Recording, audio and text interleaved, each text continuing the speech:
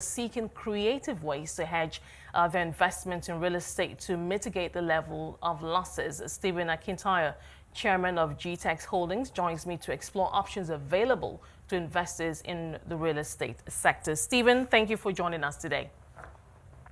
Thank you for having me. As with other sectors, the real estate sector obviously too hasn't been immune, especially to the FX crisis. Of course, we have rising interest rates, lingering inflation, etc. But talk to us about how this has impacted. Let's start from there. How this has impacted the market, the sector so far this year, because analysts tell us that the housing market has seen a spike of about 40% in the cost of leases and sales. Talk to us about the extent of this of the impact.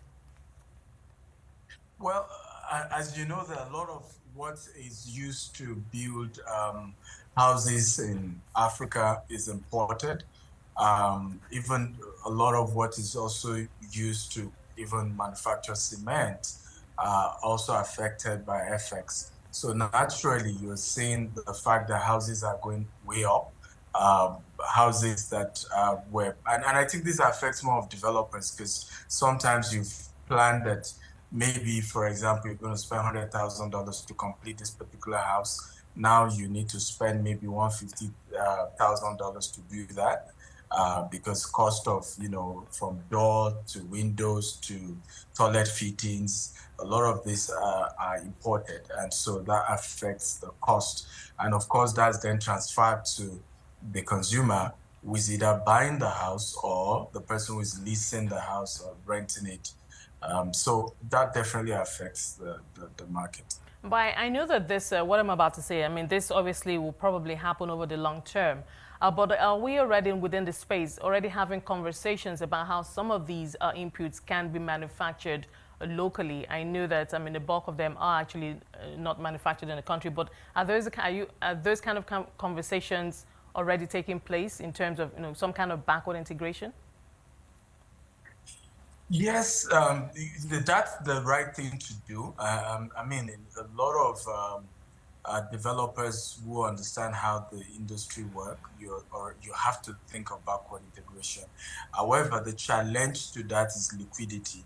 The industry is suffering, big time when it comes to liquidity, because the trust level is really, is low. So a lot of people are reluctant to do what we call off-plan sales, where you pay and then gradually, as the developer builds, you have your house. So now you have to go, source for funds, and you don't have too many options there, because of course the commercial banks are not flexible. The rates are ridiculous. So that affects the concept of backward integration. But for us, for example, we're into green and smart homes. So we're creating a lot of competition for young people who can come up with creative ideas to manufacture, and then how do we support that? But that's more of a long-term, strategy, and that can take another 5 to 10 years for a lot of developers to evolve into this. But at least that's our timeline. Okay, a quick follow-up to that. I mean, interesting that you just talked about those type of homes. As you know, there is pressure on the consumer pocket right now, and for especially first-time home buyers and even those who are renting, disposable income is reducing. How are developers responding to this? Are they going to be, the composition of the home, is that going to change in response to, lower cash or, disposable income for those who, want to purchase homes?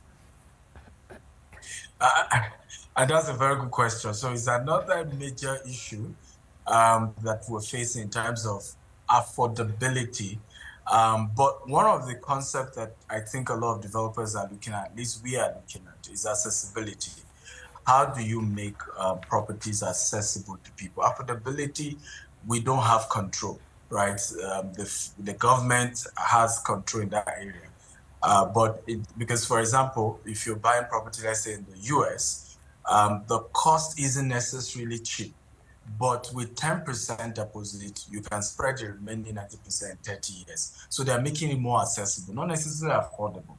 And I think that's the route some of us are considering so that we can deliver on what we're promising people. Another thing we came up with recently, particularly with our cooperative, we have a cooperative where we can come up with a fractional real estate investment, where rather than one person owning a house, 20 people can come together to own one house, and the rental income can be distributed amongst those people, because you have also a lot, particularly Nigerians in diaspora, who want to invest back at home, Africans in diaspora, but don't necessarily want to live in those houses. But particularly because of the challenges you're seeing in the Western world, with inflation in those places as well, tax in those places as well.